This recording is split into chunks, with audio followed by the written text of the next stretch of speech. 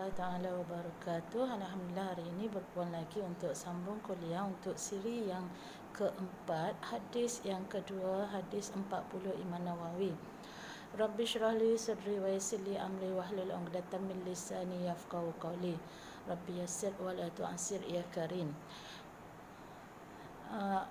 Tajuk yang kita nak sentuh hari ini iaitu tentang beriman kepada sekalian kitab. Beriman kepada sekalian kitab Allah adalah wajib. Kitabnya itu ialah yang pertama Zabur diturunkan kepada Daud, Taurat kepada Nabi Musa, Injil kepada Nabi Isa dan Al-Quran kepada Nabi Muhammad sallallahu alaihi wasallam.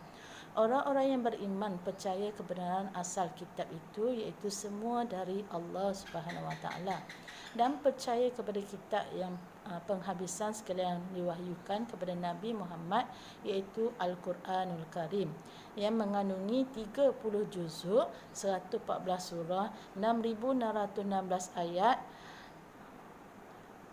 serta mengandungi pula sebanyak 500 ayat-ayat hukum menurut pendapat Imam Ghazali dan lainnya. Al-Quran sebenarnya kitab petunjuk yang menerangi jalan hidup bahagia kepada orang yang beriman, patuh kepada pengajarannya, yang membacanya bukan hanya sebagai zikir ataupun ingat sebutan saja atau lainnya, tetapi di samping menyebut dengan lidah akan hurufnya, difikirkan pula akan maksudnya dengan otaknya sambil menyedari pengajarannya dengan hatinya. Jadi di sini kena rujuk kepada tafsir Quran supaya kita lebih faham apa yang kita baca. Okey, keadaan Al-Quran dahulu dan sekarang. Okey, orang yang beriman tentu mengetahui hikmah diturunkan Al-Quran dan tentu sedar tentang keistimewaan dari segala kitab. Huruf dan kalimahnya menimbulkan kelazatan pendengaran yang tak jemu, manakala maknanya membangkitkan hati, membukakan fikiran untuk berbakti serta mengubah pandangan hidup ke arah usaha melipat gandakan amal kebaikan yang lebih suci demi mencapai keredaan ilahi di dalam dunia yang sementara ini. Demikianlah kitab Al-Quran, sebuah kitab petunjuk sepanjang zaman, perlembagaan hidup orang mukmin yang ingin kemuliaan. Yang demikian hendaklah diamalkan pengajarannya dan janganlah diutamakan saja hurufnya, tetapi ditinggalkan hududnya ataupun hukumnya atau pelajari tajwidnya, tetapi tidak dipedulikan pantang larangnya. Sebagaimana yang pernah berlaku sepanjang zaman kemunduran umat Islam. Sesuai dengan maksud hadis Ibnu Mas'ud yang menyatakan sebagai berikut, sesungguhnya engkau berada pada satu zaman yang didapati banyak fuqahanya, iaitu orang yang faham ayat Al-Quran, dan sedikit pula Quran kiratnya, orang-orang yang pandai membaca ayatnya, tetapi hudud Al-Quran, larangan-larangannya tetap dipeliharakannya, sedangkan hurufnya tidak pula sangat dicuaikannya.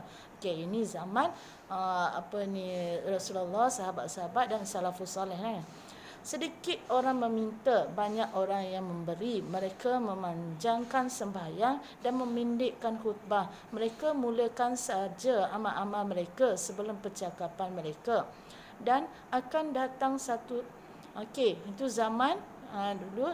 Akan datang satu zaman kepada manusia yang didapati sedikit sekali fuqahanya, orang yang fasih hukum-hukum Al-Quran, banyak pula qiraatnya, qari-qarinya, dipeliharakan benar hurufnya tetapi disisiakan hududnya, larangannya, jadi hukuman tidak dilaksanakan. Banyak orang yang meminta, sedikit orang yang memberi. Mereka memanjangkan khutbah, memendekkan sembahyang. Mereka mulai menuruti kemahuan-kemahuan mereka sebelum melakukan amal-amal yang baik. Demikianlah maksud hadis tersebut yang menggambarkan kepada kita bahawa zaman pertama iaitu zaman sahabat dan kemudiannya adalah zaman yang cukup terpelihara kehormatan isi Al-Quran.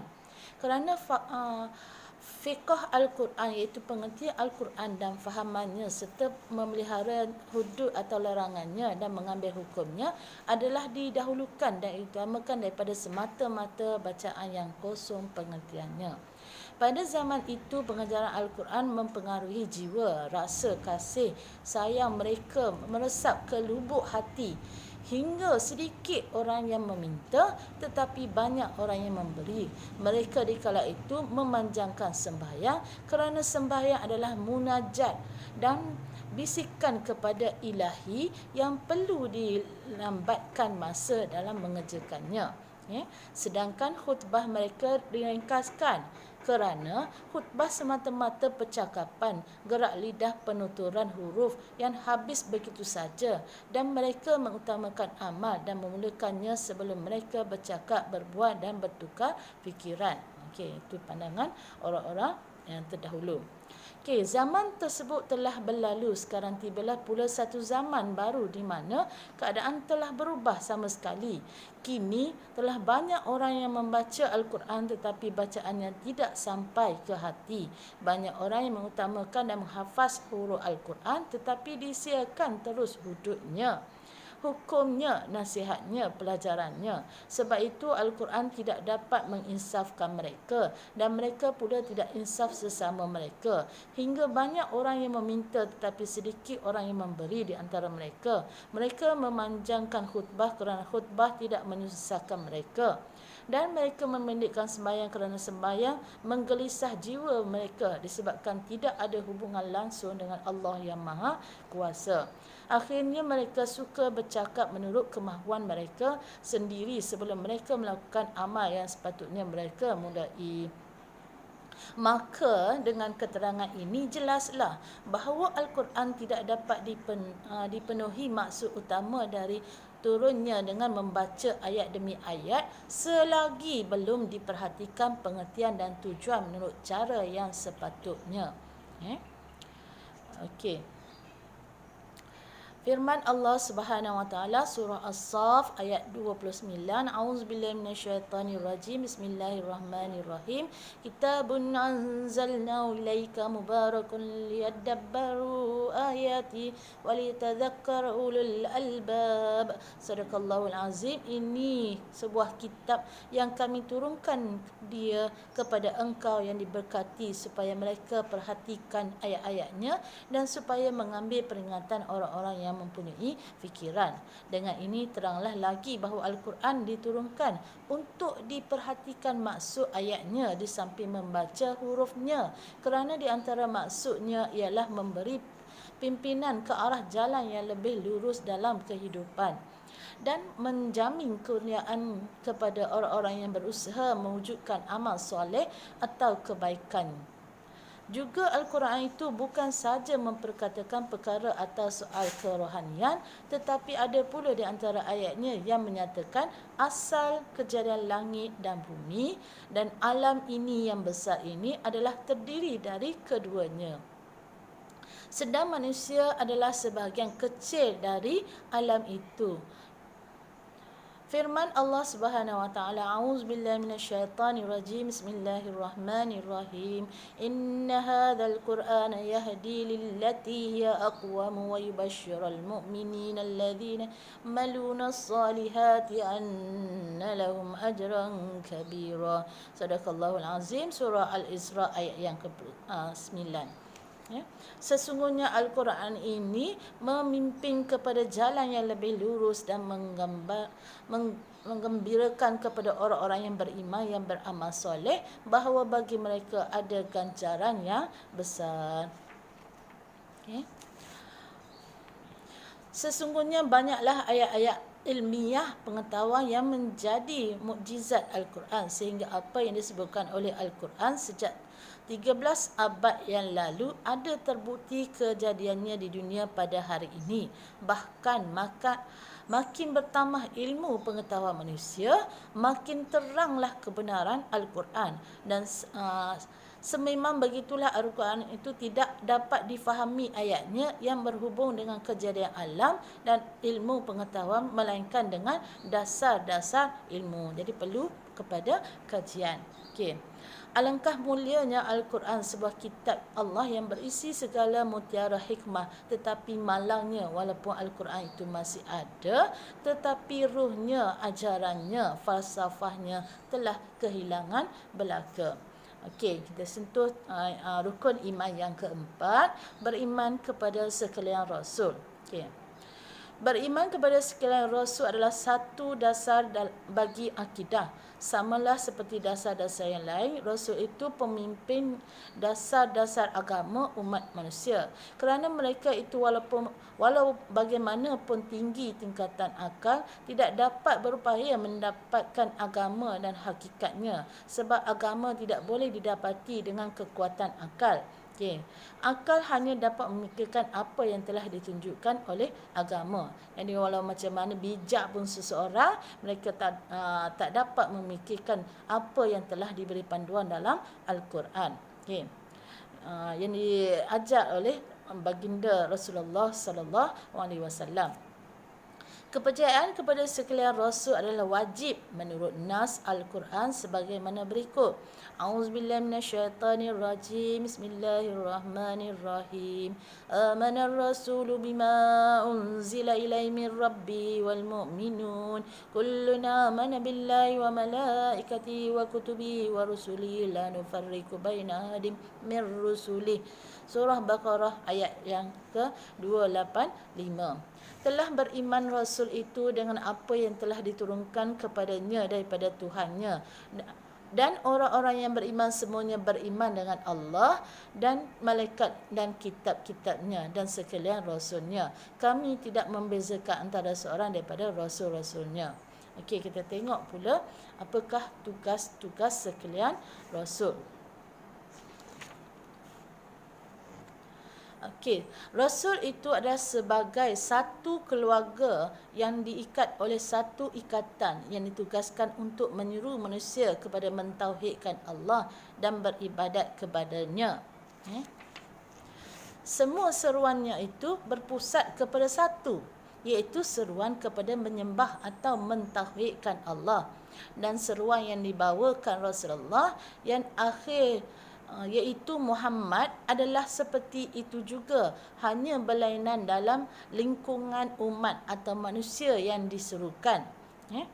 Kerana Rasulullah sallallahu alaihi wasallam dan rasul-rasul yang terdahulu masing-masing menyuruh kaumnya, sedangkan Rasulullah Muhammad sallallahu alaihi wasallam menyuruh kaum dan sekalian manusia. Okey, bukan sahaja umat yang sekarang, tapi sekalian manusia, kerana kerasulannya untuk manusia seumumnya dan untuk alam sekaliannya, sebagaimana dia fahamkan dari Al-Quran dan sabdanya sendiri, iaitu wa kana an-nabiyyu yub'atsu ila qaumihi khassah wa bu'ithatu ila an-nasi 'ammah, dan adalah nabi diutuskan khusus kepada kaumnya dan diutuskan aku kepada manusia seumumnya. Dengan kerana Nabi Muhammad diutuskan kepada sekalian manusia, maka seruannya pun ditujukan kepada sekalian manusia sebagaimana firman Allah Subhanahu wa taala, a'udzubillahi minasyaitanirrajim. Bismillahirrahmanirrahim. Ya ayyuhan nasu ubudu rabbakumul ladzi khalaqakum walladzina min qablikum la'allakum tattaqun. Sadaqallahul azim. Surah Baqarah ayat yang ke-21. Hai sekalian manusia, sembahlah Tuhan kamu yang menjadikan kamu dan mereka yang sebelum kamu supaya kamu bertakwa. Okey, kita sambung rukun iman yang kelima, beriman kepada hari kemudian. Beriman kepada hari kemudian adalah wajib, mengingkarinya adalah kufur. Maka hari ini akan dibangkit dan dihitungkan segala amal manusia untuk diberikan balasan yang sesuai dengan amal itu. Yang baik dibalas baik, yang jahat akan dibalas jahat. Hari kemudian inilah hari akhirat, iaitu hari pembalasan. Sedang hari dunia ialah hari yang ada sekarang ini, iaitu hari melaksanakan amal dan pekerjaan. Ketiadaan amal dan pekerjaan yang baik pada hari ini menyebabkan rugi dan sesal di kemudian hari. Bagi kita umat Islam ada dua hari, hari dunia dan hari akhirat. Dan kehidupan yang sebenarnya ialah di akhirat, sebagaimana yang terangkan Allah, a'udzubillahi minasyaitanirrajim. Wa ma hadhil hayatud dunya illa lahwun wa la'ibun wa innad daral akhirata lahiyal hayawanu law kanu ya'lamun. Surah Ankabut ayat yang ke-64. Dan tidak ada kehidupan di dunia ini melainkan sia dan permainan. Dan sesungguhnya negeri di akhirat itu adalah kehidupan yang sebenarnya kalau adalah mereka itu mengetahui. Jadi kehidupan akhirat yang sebenarnya. Okay? Manusia akan dikumpulkan di sana setelah mati dan dibangkitkan untuk menghadapi persoalan hidup yang baru. Orang-orang yang beriman sudah tentu mengetahui betapa sulitnya perkara yang akan ditemui. Tetapi jalan mengatasinya ada ditunjukkan dan diterangkan oleh agama. Mati adalah perkara yang tentu, cuma masanya tidak diketahui. Mati bukanlah bererti lenyap sama sekali, tetapi mati adalah bertukar tempat. Bekalan untuknya tentulah mesti disediakan. Kalau tidak, kecewalah. Okay. Umur seorang manusia terbatas sampai masanya datanglah ajalnya. Para malaikat di langit diutuskan untuk menerima ruh yang telah berpisah dari badannya. Seorang yang beriman diterima dengan hormat dan ucapan selamat. A'udzubillahi minasyaitonirrajim. Bismillahirrahmanirrahim. Alladzina tatawaffahumul malaikatu tayyibina yaquluna salamun alaikum. Mereka yang diwafatkan diterima oleh malaikat dengan baik sambil berkata kesejahteraan atas kamu. Okay. Kemudian malaikat-malaikat itu membawa ruhnya ke langit dan Allah menerima amalnya dan diliputi rahmatnya. Setelah itu mereka membawanya kembali ke bumi untuk ditanya dalam kuburnya mengenai iktikadnya terhadap Tuhannya, iaitu siapa Tuhannya. Kita biasa dengar ma rabbuka, siapa Tuhannya, terhadap agamanya. Madinuka, apakah agamanya, terhadap rasulnya, siapakah rasulnya. Pertanyaan ini tentu dapat dijawab dengan tegas kerana ia hidup di dunia menurut iktikad itu dan beramal sesuai dengan tuntutannya. Maka sejak itu dibukakan kepadanya pintu untuk masuk ke syurga. Okay, dengan syarat beramallah barulah kita akan dapat menjawab soalan-soalan yang dikemukakan oleh malaikat dalam alam barzakh. Keadaan ini tidak didapati oleh orang kafir. Mereka selamanya keluh kesah dalam ketakutan, sedang ruh mereka tidak dibenarkan naik ke langit dan soal-soal yang dihadapkan kepada mereka tidak berjawab. Kerana mereka hidup di dunia tidak mengenal Tuhan, tidak tahu agama. Yang mereka tahu hanya kehidupan. Sekali lagi kehidupan, dan mulai dari masa itu dibukakan kepadanya pintu neraka dan diseksakan dia hingga hari kiamat. A'udzubillahi min zalik. Demikianlah keadaan manusia setelah mati, bukanlah untuk selama-lamanya kerana dia akan dibangkit. Firman Allah Subhanahu wa taala, A'udzubillahi minasyaitonirrajim. Bismillahirrahmanirrahim. Yauma natwi as-samaa qatayyis sijilli lil kutubi kama bada'na awwala khalqin nu'idu wa'dan 'alaina inna kunna fa'ilin. Sadaqallahul azim.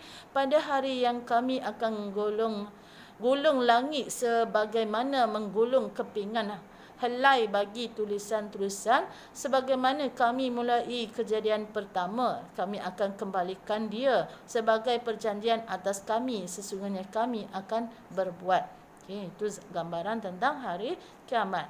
Maka sejak itu binasalah alam, mulailah kiamat dan berkumpullah manusia dari segala masa yang dahulu dan yang kemudian. Mereka keluar dari kubur masing-masing seolah-olah seperti belalang yang bertaburang. Dan pada saat yang penuh kecemasan itu, teringatlah manusia akan perjanjian yang telah dijanjikan kepada mereka sebagaimana firman Allah Subhanahu wa taala. A'udzubillahi minasyaitonirrajim. Bismillahirrahmanirrahim.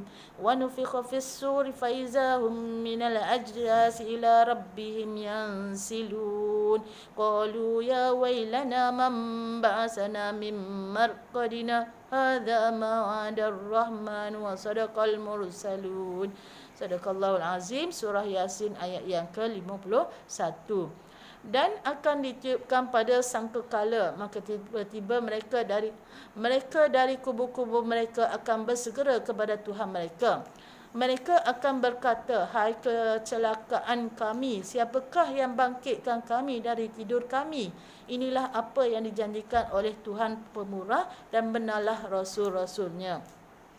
Berikutnya dengan ini lalu dikumpulkan mereka di suatu tempat untuk dihisap, menurut yang dikhabarkan kepada kita oleh Al-Quran, bahawa barang siapa yang berat timbangannya, maka mereka orang-orang yang mendapat kejayaan atau kemenangan, dan barang siapa yang ringan timbangannya, maka mereka akan merugikan diri mereka. Mereka itu kekal di dalam neraka. Auzubillah min zalik. Ya.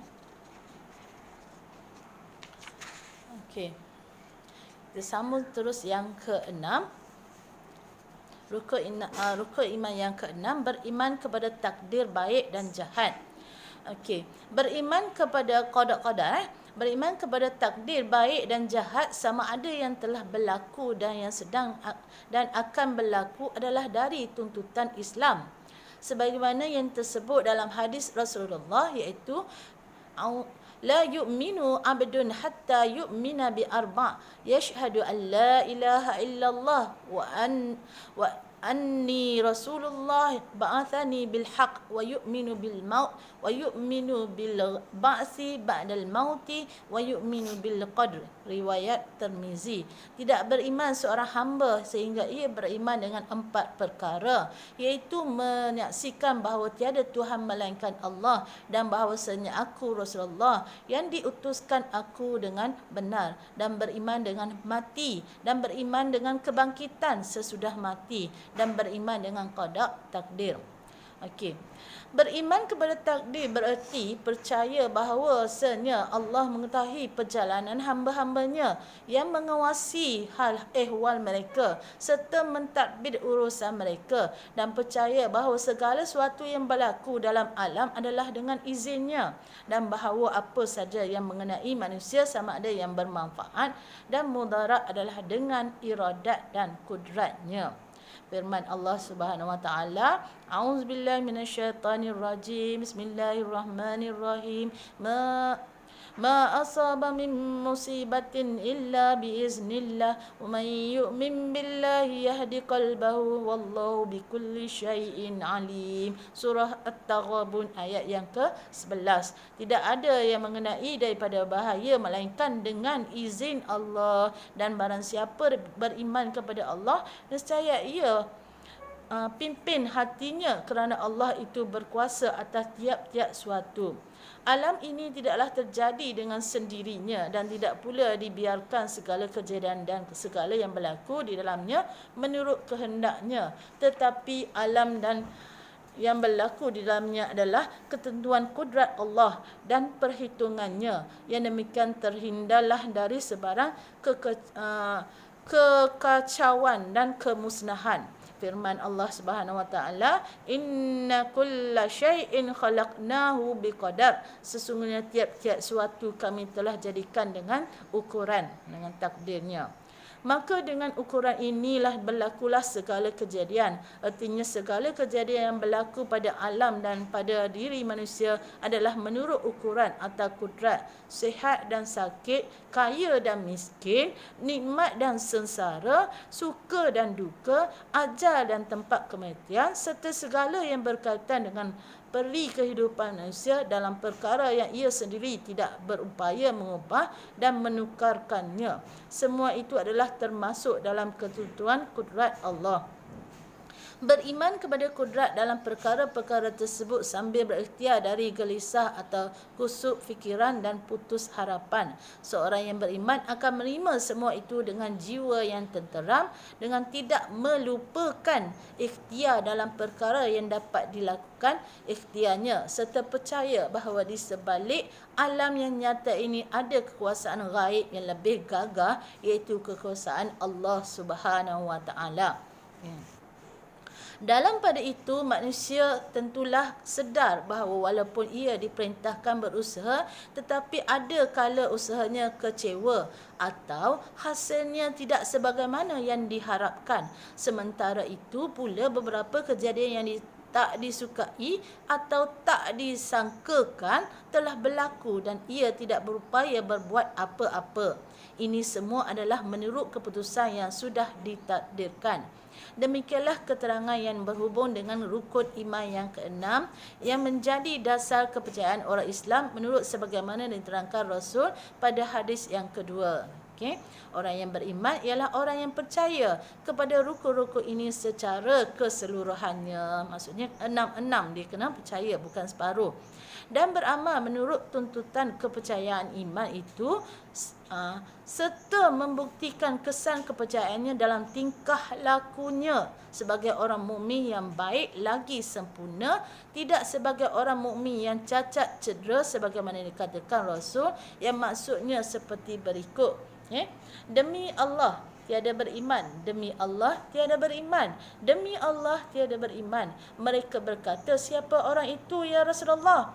Orang itu ujarnya ialah orang yang tidak aman sejahtera jirannya oleh segala kejahatannya. Okey, siapa yang suka berbuat kejahatan, itu tidak aman, tidak beriman.